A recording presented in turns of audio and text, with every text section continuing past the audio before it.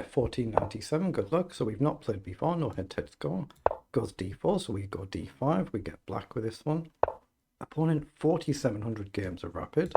I've done just a little over 1200 now. I plays knight forward. Okay, I'm not sure what he's trying to achieve there. What do I want to do? I'm going to play pawn to c5. Okay, now I'm going to develop the knight and charge this knight. Is he going to play something crazy like pawn forward? Shouldn't do. He's played the bishop there. Okay, I'll just go cautious.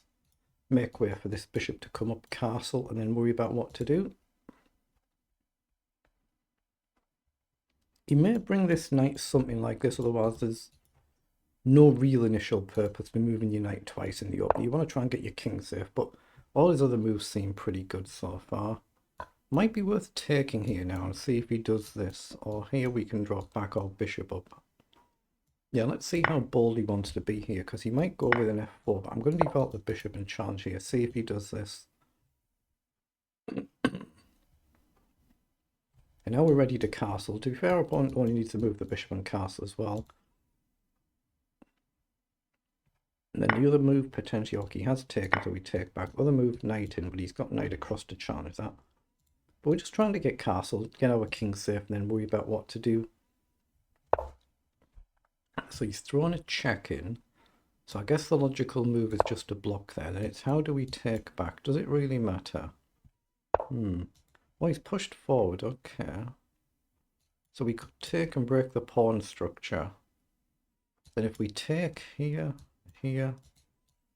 it's probably good for us to take here, but we've got to fix back with pawn, haven't we? So gives us a chance to maybe advance the bishop one in case he takes, we can take in over.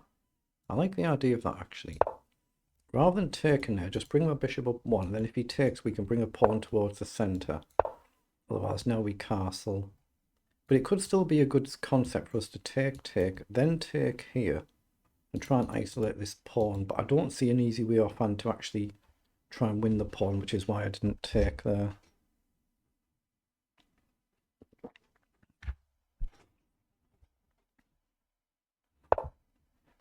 Okay, so he's played forward. So we can kick the bishop. We can bring the rooks across. We can play a knight up, maybe stopping this knight from jumping here. Actually, that looks like a nice move. It stops him developing his knight. If he pushes here, we can take and attack the queen. I like that. Just a common sense move, just restricting our opponent's knight for one move. If you move the knight the other way, we can jump in and double attack the queen and the rook.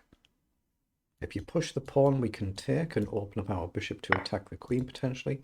So he's now taken us. So I'm going to take back with the pawn, as we said, take in towards the center. If he takes here, we probably go with the queen rather than the knight. So he's moved his queen forward. Okay. So it could be worth thinking of taking here or pushing, but we've also got rook across to attack the backward pawn. Now what does he do? He can't push one, we take it. If he pushes up two, we should take it as well. And if he has to defend it here, you don't really want your rook there, so that seems like a good move to me just from common sense. We've got f5 to go really bold if we want to attack the queen, then f4 and f3 maybe. Not really my sort of style of play, but that could be a really good concept, just blast forward. So he has gone to defend here. Is there a way in there? I don't see it offhand unless we do something like this. But if we just go for a simple move, what does he do? If we double up, I guess he can drop the queen back and guard. Yeah, maybe he can. So maybe do we distract in this side with f5 with a view to playing f4 and opening things up. I could maybe take here as well. This pawn's a little bit of a nuisance now. Actually, I'm going to push it on. I'm going to push the pawn, and I can always push this pawn to challenge if I want, but it means he no longer has the option to take me here. So he's kicking our knight back. So we can drop back immediately and attack the queen, or we can go f5 with a view to dropping back. I quite like the idea, actually, because he's pushed here. I like the idea of pushing first, then drop behind. Does it matter though? Yeah, you might get a strong centre if we don't. So I'm going to push this pawn and then drop the knight back. But it does mean when we come back, he can now start activating his knight. So I guess we've got to drop back. Can we go forward here? No, that's too bold for me anyway. So let's just drop the knight back. He'll probably play knight up. He's actually playing very well here, isn't he?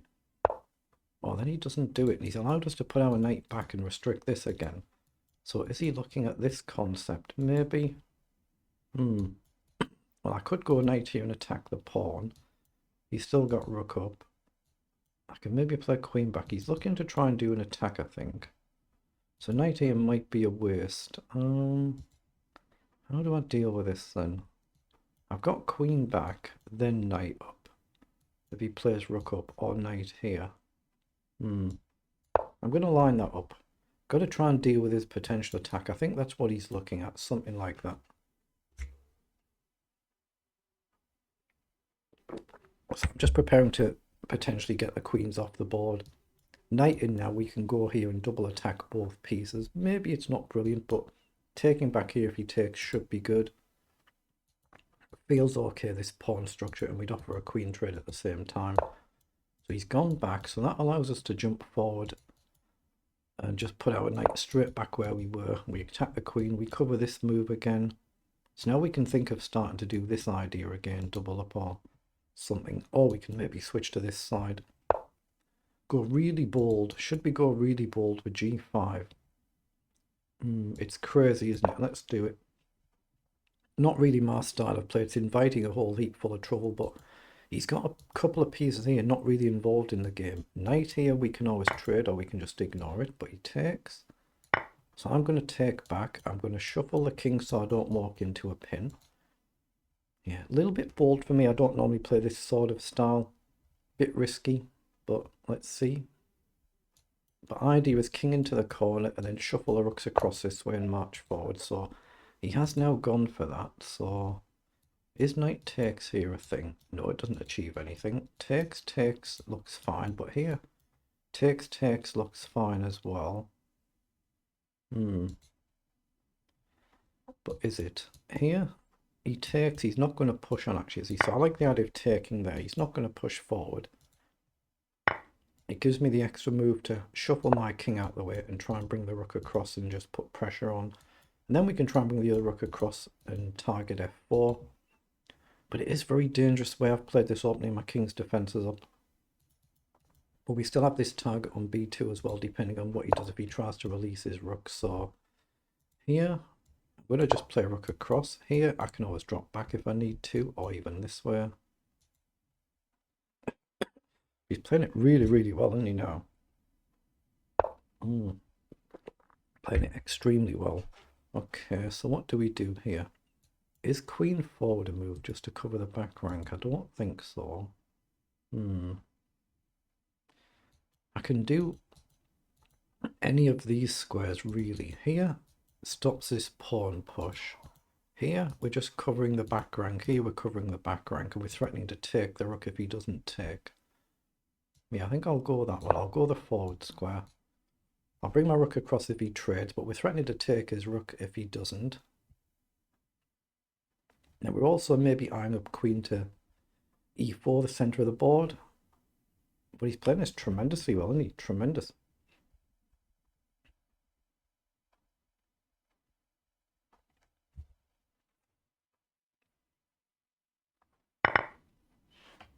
Okay, so he's got a really solid defense, no obvious easy way in here. I suspect he'll do something like this. So I'm looking at queen across, keep pressure on the pawn and keep pressure on this flank, but not easy, not easy. So here, am I in time to push the pawn and just sack it? I don't think that works. Oh, he's just pushed the pawn forward, allowing us to take back. Now, if I don't take back, we could be in trouble. So I think I kind of have to take here, then maybe go defensive. But I think I have to take there. But if he gets distracted here, we might be able to get in. So it might be a thing. I think I need to come across and pretend I'm defending that. But there might be a checkmate threat if he tries to get his queen to line up here.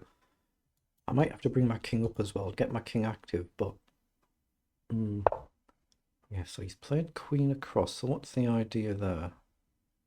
That I don't see, so I'm looking at maybe bringing my king forward. Oh, he's looking to come around this way, but if he comes that way, there's a checkmate threat, so I'm not concerned about that. I'm going to try and bring my king up out of the corner. He's got to cover this square, so he's marched forward. Yeah, he's playing rather well, isn't he? Rather well here. Let's bring our king up. We'll just take back if he takes. If he pushes, not concerned. He's got to keep an eye on this square, so we'll just take back. My king feels safe here. We can maybe abandon this pawn and activate the rook, but that's the square he's got to keep an eye on now, because it's a mate in one threat if his queen wanders off over here somewhere. I mean, technically there you can go back and block, but it's not easy to win this, is it? And he's allowed that check. So now he has to block and we can win this pawn. And then maybe this one. That might be the losing mistake. So here, he's only got one legal move. Now if we trade, I don't see what I get there, but I can take this pawn with a check.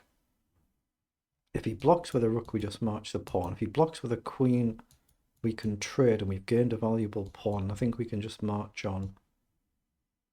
So it's got to be the right move. It's got to be right to take the pawn, I think. Yeah, he spotted that instantly, didn't he? Okay, it's only basically your only move, but he still spotted it really quick.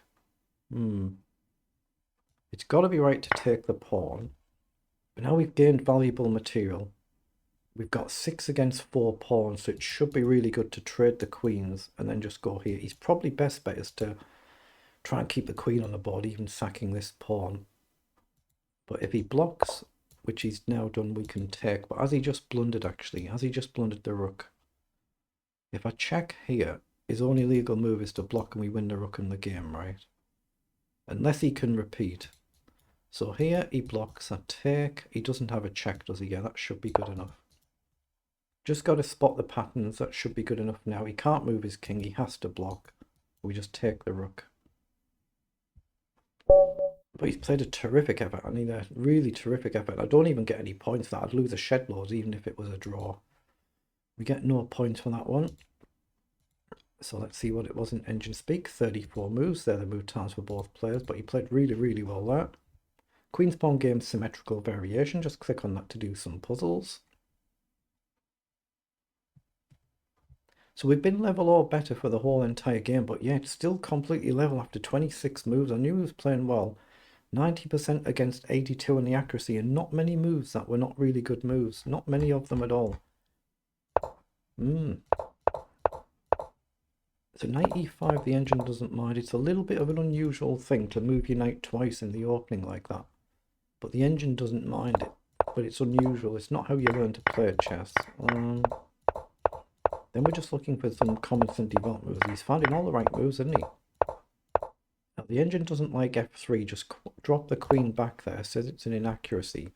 But it just still comes back to level. We've not blundered anything much in this phase at least. But it comes back to level.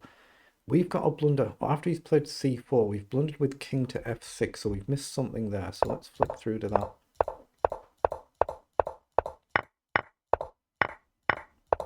But you see, he's playing really, really, really good stuff here. Really good.